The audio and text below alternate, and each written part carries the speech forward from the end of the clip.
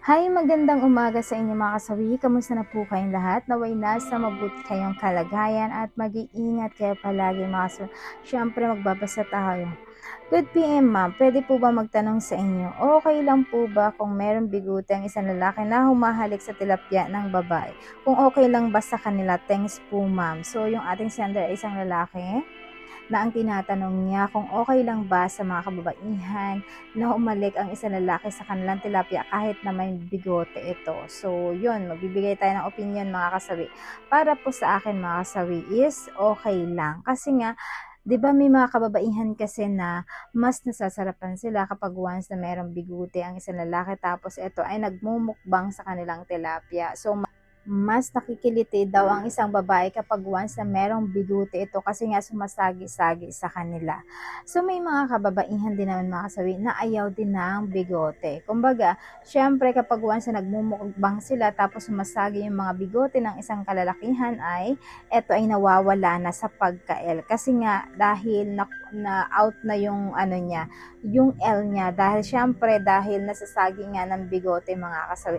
Pero kadalasan mga kasawi sa mga nai-interview ko or napapagtanungan ko na mas nag enjoy ang isang babae kapag once na may bigote yung isang lalaki. Mas kasi daw eto yung ay mas lalo silang na-el. Dahil masarap daw sa pakiramdam kapag ang isang lalaki ay merong bigote ito na kumakain sa kanila. Kasi nga pinaka-aroma na nila yun or nagpapa-el sa kanila kapag once na may bigote ang isang lalaki mga kasawi. So, depende lang talaga yan sa mga kababaihan kung ano yung mga kagustuhan nila. Pero kung ikaw ay may bigote ka, tapos syempre may misis ka, maaari mong tanongin sa misis mo na, "Han, ano bang gusto mo? Mag-ahit ba ako ng bigote ko bago ako magmukbang?" Kasi nga may mga kababaihan na nakikiliti. So, kung ang gusto ng asawa ninyo ay meron kayong bigote, so go. Kahit na hindi na kayo mag-ahit, mas gusto nila yon. Pero kung ang misis niyo naman ay ayaw ng bigote, syempre mas priority mo yung kagustuhan ni misis na dapat wala kayong bigote. Para kapag once na nagbukbang kayo ay mas lalo silang nag enjoy. Kasi kapag ka masyado ng makapalang bigote na sa lalaki ay baka magkaroon din ng rashes ang isang babae kasi ito ay may irritate kapag once na napapatagal ang pagmukbang ng isang lalaki sa isang babae sa kanilang mga tilapia mga kasawi.